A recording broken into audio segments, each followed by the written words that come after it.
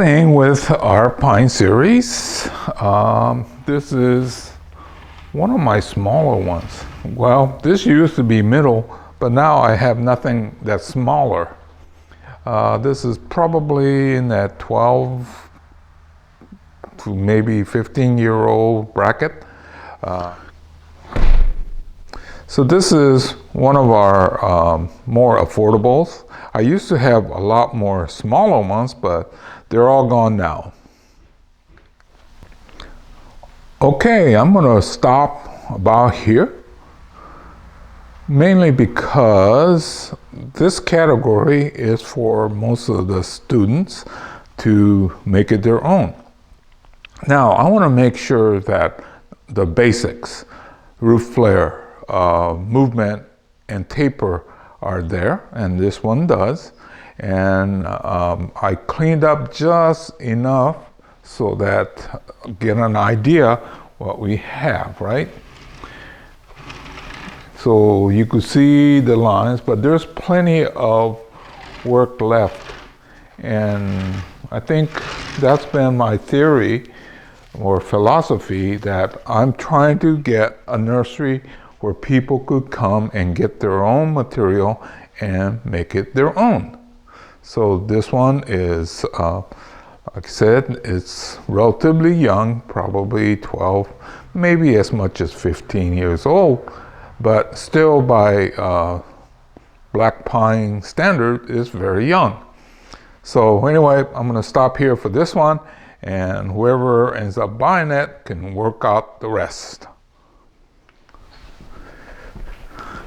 Okay, here's another one.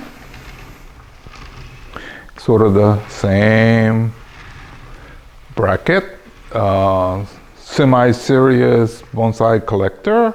They could work on their own. So I'll just go ahead and clean up enough so that you could see the structure, but not so much that somebody cannot work on their own. Okay, so I did a quick trim.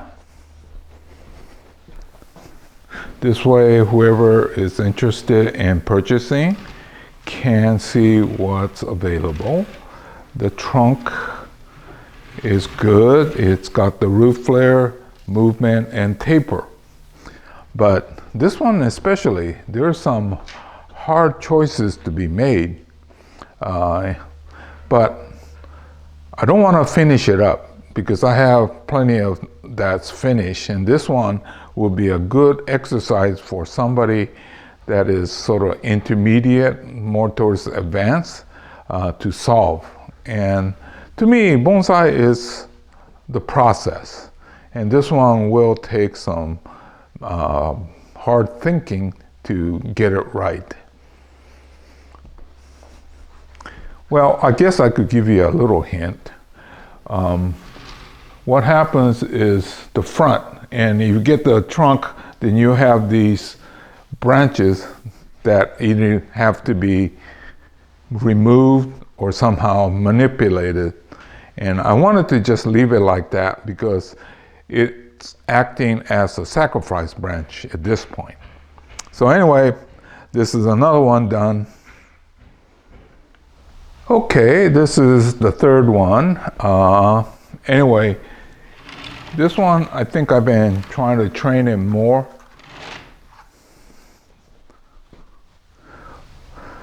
This is the backside.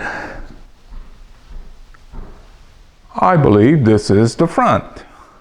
Now, I know I've been trying to do something with it because you can see all the strings. And I think basically it wants to be like a semi-cascade, which could be tilted more, but something like that. So what I'm going to do is to just kind of trim these and keep with the idea. Okay, I had this string and I had this string, and I'm going to take it off. And it more or less fits, but I think I like to get this to go more like that. So I think I'll try something that I don't think I've shown you before. Let's try our little stick trick. Well, what happens is if you tie in 2 points, it becomes stationary. And what we do is we pull down like that. Then it has a better line, whether it gets like that or probably something like that. So we typically do that when we're doing an upright from a ground cover type material or ivy, but you can use it on the branch too. So I think I'll go with that. So what do we do next? We just cut off the excess. And I think the way it's going now is what I wanted to do.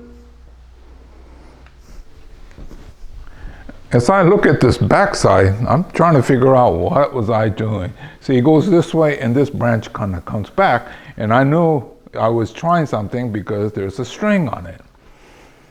It may or may not last, but I guess when I was working on it before, I must have had an idea. Unfortunately, like I've been saying, memory is starting to fail. So that one may or may not stay. Okay, so this one and the other two will go back onto the bench and made to grow again. So hopefully you're getting something out of each one of these trees that I work on. Like I was saying, that it's very difficult to teach. So out of every chapter, if you get 1 or 2 little points and you add them all up, hopefully you'll get the picture. But anyway, this is Hiro saying goodbye. I'll see you again in another chapter real soon.